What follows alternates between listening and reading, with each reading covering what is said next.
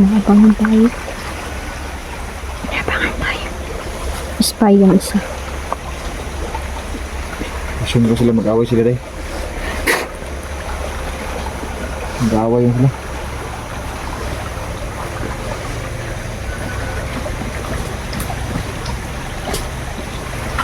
Sila na yung kapatayan.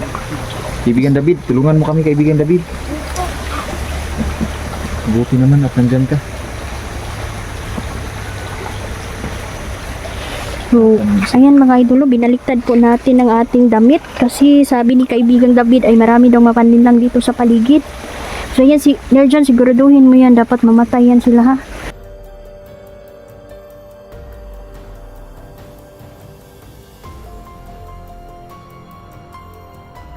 Hindi daw yan na-hypnotize.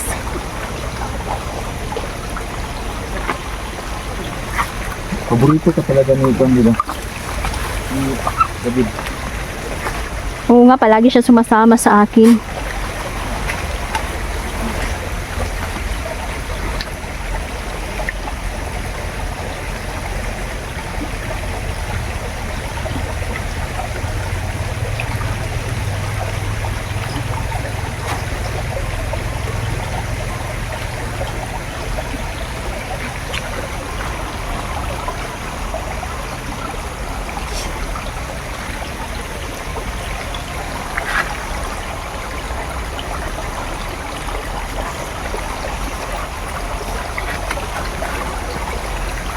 May gusto ka bang sabihin, kaibigan? May gusto ka bang sabihin? Po. Ano yung sasabihin mo?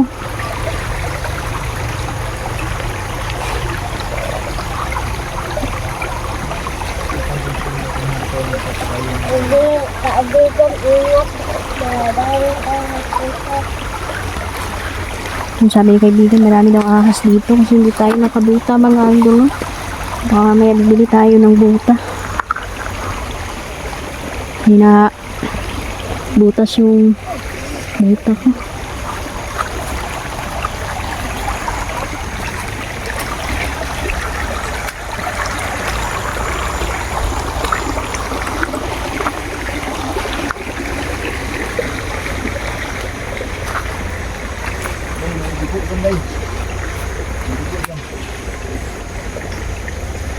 Kita ko yung kanina nandun.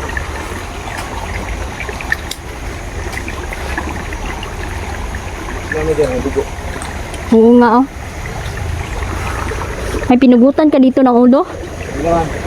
Tamaan ng mga kulam. Ah, okay. Hindi nga tamaan ng kulam. Yan, basta matama na sila ng kulam, sumusuka na talaga yan sila ng dugo. Hanggang malagutan sila ng hininga. Oh. Sige po. Ang baho dito. Ang baho. Bahong patay. Okay. So,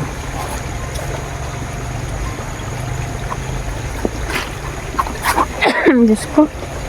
Hindi ko kinaya yung baho dito. Ha? kita na ganyan lang wala pa. Wala pa. Sana magkita-kita tayo dito.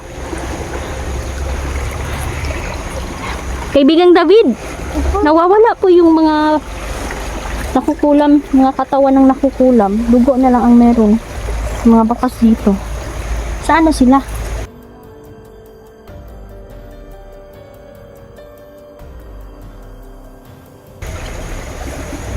Yan David. Nawawala na po yung ano nila no, katawan. Kaibigan. Kumain sila ng aswang. Ay, Ano daw? yung mga nakulam natin is kinain pala ng mga aswang. Kasi yung mga aswang, ano lumalabas pagkagabi, di ba?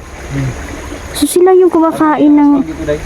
Pero ako na maraming aswang dito kasi may mga sinyalis dito ng mga... Oy, totoo yan, Elja. Naalala mo ba yung kapistahan ng bayan? Napakaraming, maraming nagwala. Kasi hindi na nila alam kung anong nangyari sa katawan nila. Gusto nilang lumipad. Parang umiinit na yung katawan nila. At buti na lang, may mga abularyo naman na, natambalan mga idol. Wala kasi kami doon. So, ginalaw na lang namin yung mga napatakdan. At binigyan namin ng pangontra. Para hindi na sila mahawaan.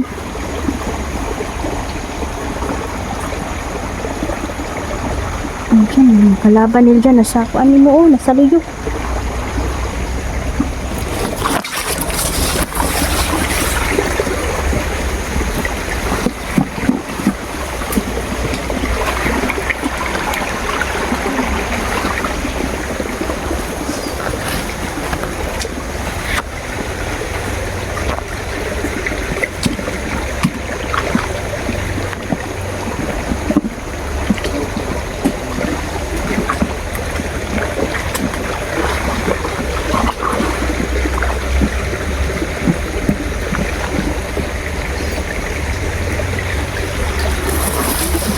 Masid na tayo.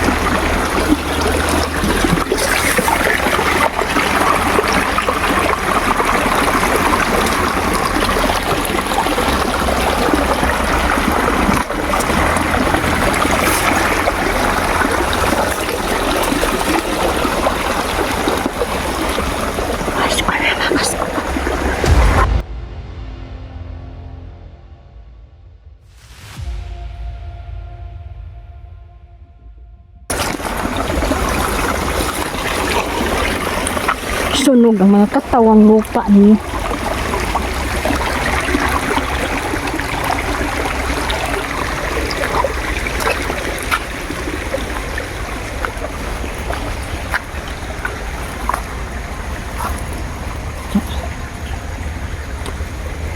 Silang namatay.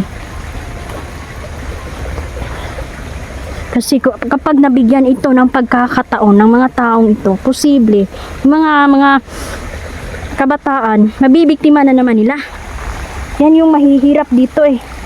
Kasi yung ilan, yung mga binatil, yung mga batanon pa mga idol, nakikita ng walang buhay sa liblib na lugar kasi hindi nila bubuhayin, papatayin nila yan, gagahasain.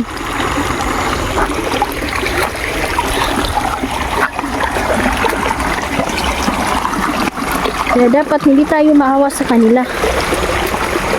Kasi kung maawa tayo, parang binigyan na din natin ng pagkakataong mabuhay ng mga masasama.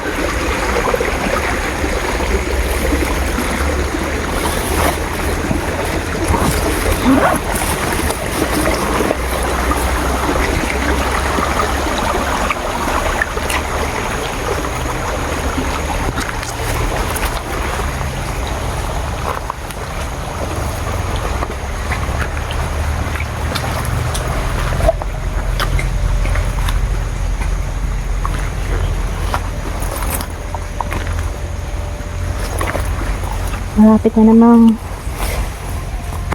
gumabi.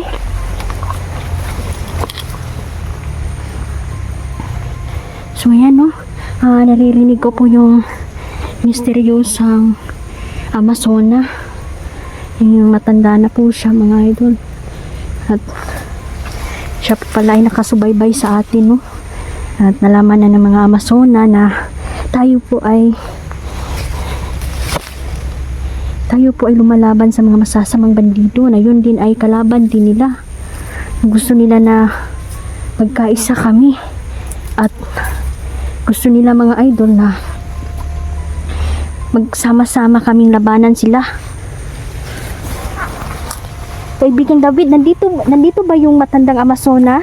Opo. Siya ba yung nagsasalita? Opo.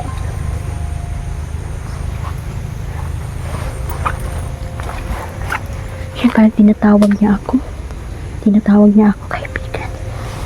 Tinatawag niya ako, kaibigan David. Kailangan kong pakinggan ang sinasabi niya.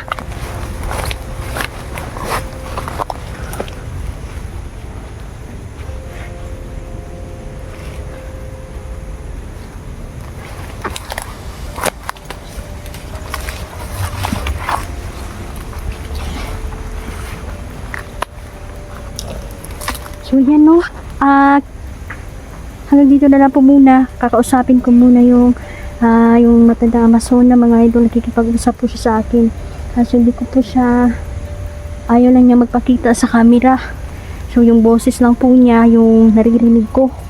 So pupuntahan ko muna siya mga idol. Saglit lang po.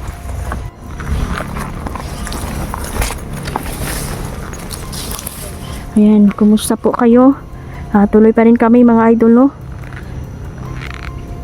sa pag-survey ng area dahil may nabalitaan po no na maraming mga bumaba na mga armado dito at binalaan po kami tungkol po sa pagaganap na paglusob no ng mga armadong tao sa bayan at kailangan napigilan ito at dito kami dinala na aking mga kaibigan dahil posible na magsisidatingan ang mga taong gustong lumusob sa ating bayan no. Marami nang sumakay mga idol sa kaguluhan, kaya kailangang maging alerto. Mabahala po ako dahil sinabi ni kaibigan Gary na marami daw mamamatay kapag hindi ito napigilan.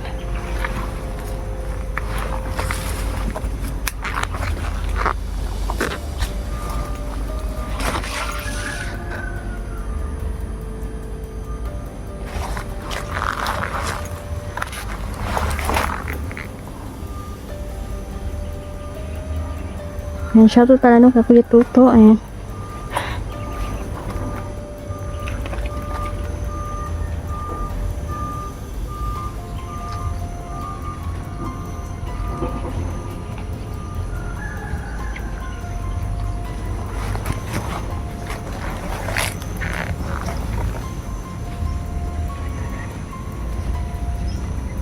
Dito pala si kaibigang Dilaw. Ayan kaibigang Dilaw, salamat.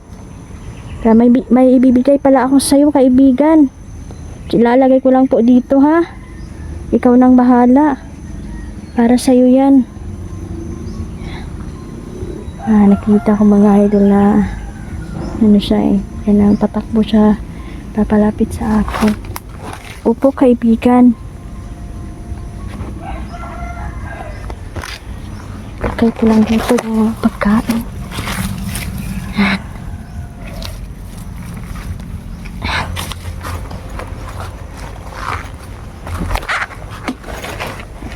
Kasunod lang yan yung mga kaibigan natin duwende.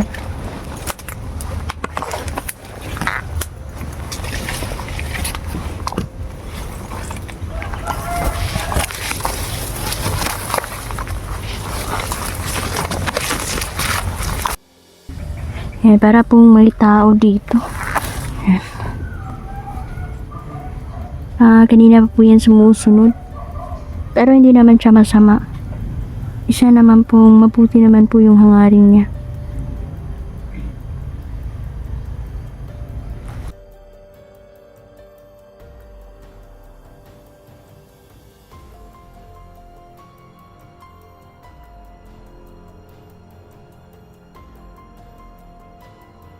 Yan.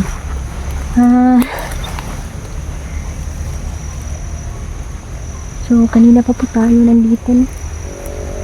Sana kasi ni Aljan ngayon, nagkaiwalay kami. Sabi ko naman sa kanya, hindi siya dapat humiwalay. 10 meters lang yung layo. Dapat hindi na siya lumagpas pa doon.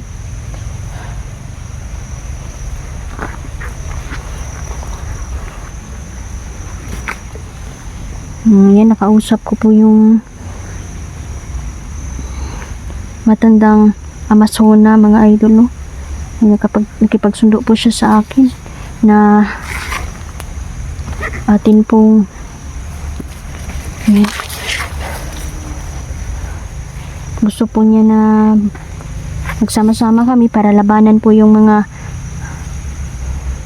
masasamang bandido.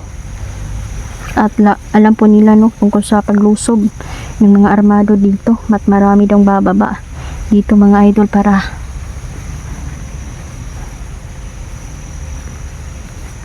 lusobin ang mga bahay-bahay. Ngayon, no, kapag marami na pong mga kaibigan hindi na nakipaghahalog mo, bali kapag nakihalubilo na sila sa mga tao, ibig sabihin yan, mga idol, ay marami ng mga mangyayari na di ka nais-nais. Yan na yung sign ba. Kaibigan, kapit na ang gagaan.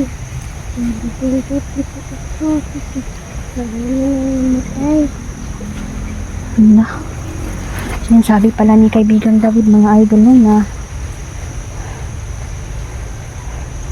malapit na daw yung digmaan. At siya po ay nalungkot na po kasi sigurado daw na marami daw masasawi at Diyos ko, mamamatay.